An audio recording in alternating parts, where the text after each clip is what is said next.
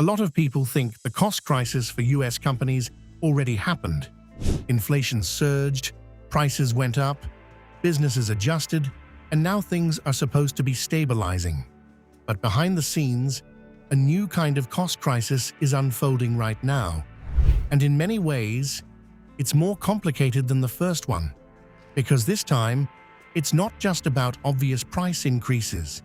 It's about layered, persistent pressure hitting businesses from multiple directions at once. So the real question is, what is this new cost crisis and why is it happening now?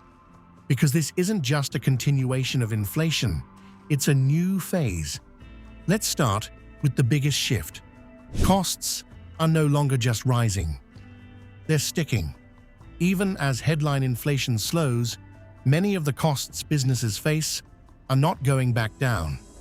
Labor remains expensive. Insurance costs are rising. Rent and real estate are still elevated. Energy is volatile. And services, which are harder to scale and automate, continue to get more expensive. So instead of a temporary spike, businesses are dealing with a permanently higher cost base. And that changes everything. Now here's where it gets more difficult. At the same time, costs are staying high. Pricing power is weakening. Consumers are becoming more cautious. They're spending more carefully, comparing options, trading down, delaying purchases.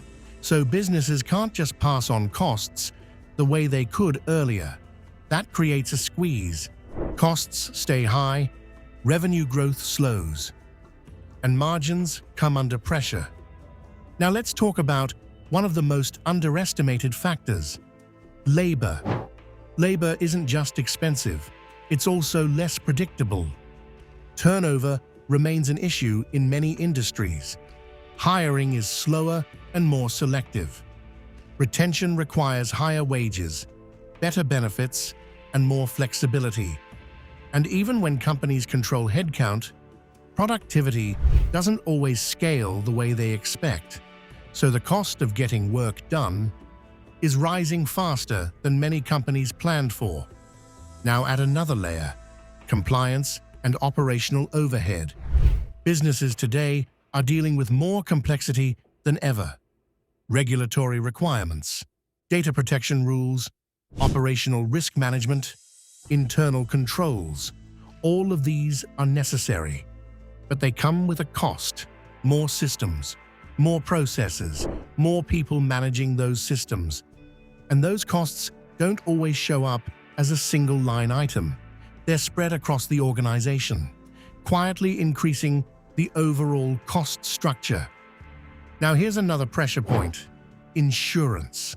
This is one area that's hitting many businesses unexpectedly hard. Property insurance, liability insurance, cybersecurity coverage. Premiums are rising significantly in many sectors. And for some businesses, coverage is becoming harder to obtain. This is a hidden cost that doesn't get much attention, but it directly impacts profitability. Now let's talk about financing. For years, companies benefited from low interest rates. Borrowing was cheap. Debt was manageable. That's no longer the case. Higher interest rates mean higher financing costs. Servicing debt is more expensive.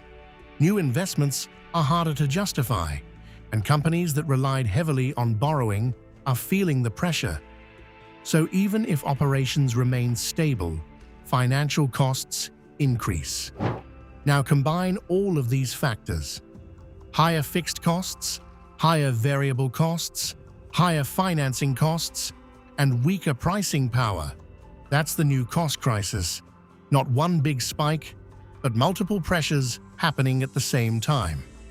Now here's where things get even more interesting. This crisis is harder to fix than the last one. Why? Because there's no single solution. You can't just raise prices. You can't just cut one expense. You can't just wait for costs to normalize, because many of these costs are structural. They're built into how businesses now operate. So companies are being forced to adapt at a deeper level. Now let's talk about how they're responding. First, they're focusing on efficiency, not just cutting costs, but redesigning processes, eliminating waste, using technology to automate tasks.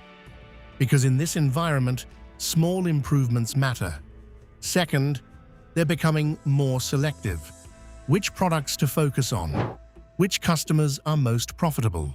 Which markets make sense? Because not all revenue is equal anymore, and companies are starting to prioritize margin over volume. Third, they're rethinking pricing models, subscriptions, tiered offerings, bundling, surcharges, all ways to protect margins without pushing customers away. Now here's a key shift.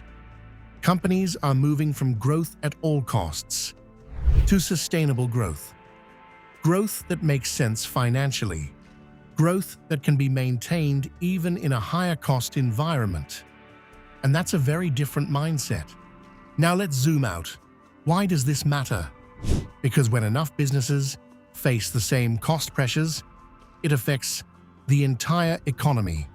Hiring slows, investment slows, expansion becomes more cautious, and that can impact overall growth. At the same time, it can drive innovation, because pressure forces change. Companies look for better ways to operate, new technologies, new business models, new strategies. So, while the cost crisis creates challenges, it also creates transformation. Now here's the bigger takeaway. The new cost crisis isn't loud. It's not a single event. It's not something that shows up in one headline. It's happening quietly, inside businesses, across industries, in decisions being made every day.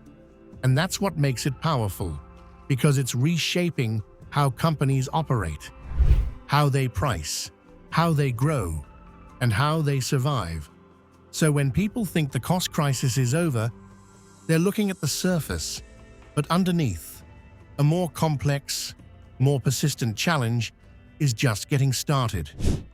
And for US companies right now, that challenge is defining the next phase of business.